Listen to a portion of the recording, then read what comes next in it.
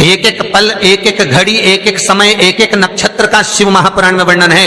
यहां तक शास्त्र कहता है कि पीपल के वृक्ष की जब भगवान शिव रचना करे, पीपल के वृक्ष की जब रचना करी गई तो उस पीपल के वृक्ष में भी कौन सा समय किसका है, ये शिव महापुराण वर्णन करती है। सुबह 4 बजे से लेकर 7:30 बजे तक पीपल के वृक्ष में ब्रह्मा जी का वासा होता है।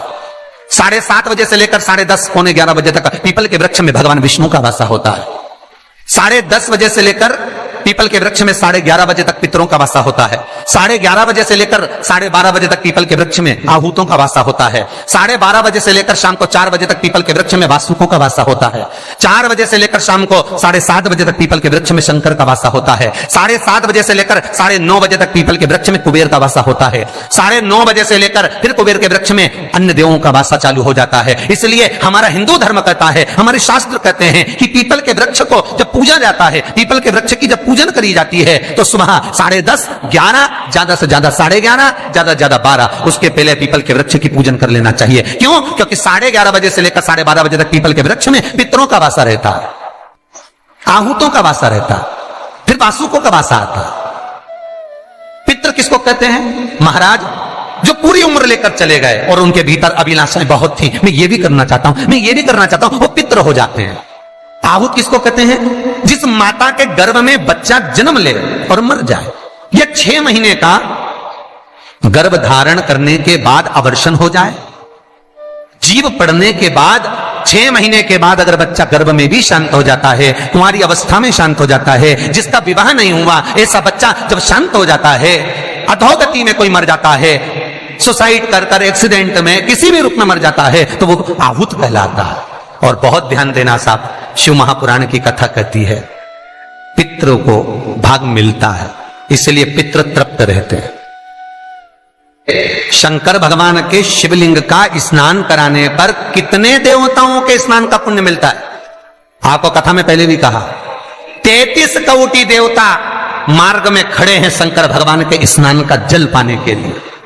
शंकर का जो शिवलिंग होता है, भगवान शंकर का जो शिवलिंग कटी भाग, उस पे जो शिवलिंग रखा है, शिवलिंग जहां रखा हुआ है, ये कटी, ये तो पार्वती जी का हस्त कमल है, पर शिवलिंग का जो गोल भाग है शिवलिंग, उसका जो नीचे का भाग है, सबसे नीचे का भाग, वो ब्रह्मा जी का प्रतीक है।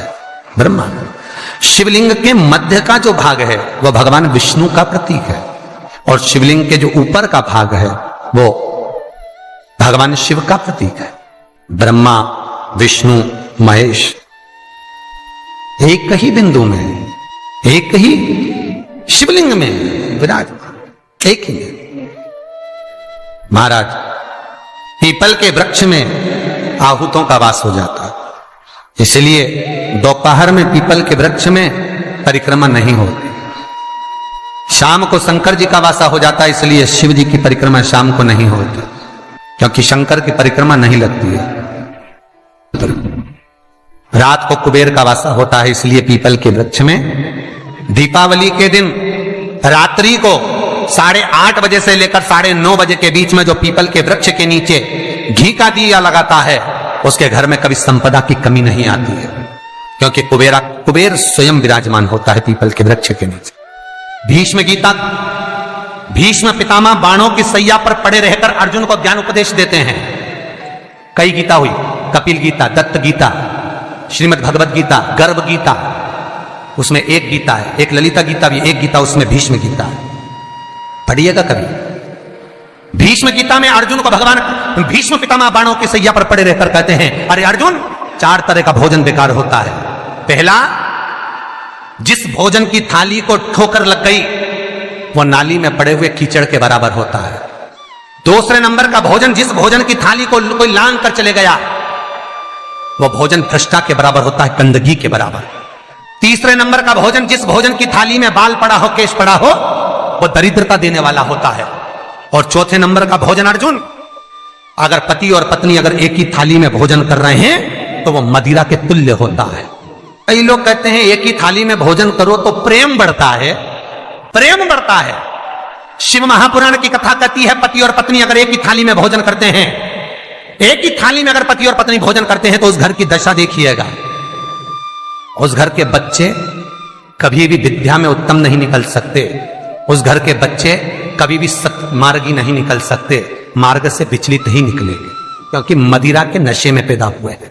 सुन अर्जुन सुन, यदि बेटी कुंवारी है और बाप के साथ में बैठकर भोजन करती है तो उस बाप की कभी अकाल मौत नहीं होती है, क्योंकि बेटी बाप के काल का हरण कर लेती है।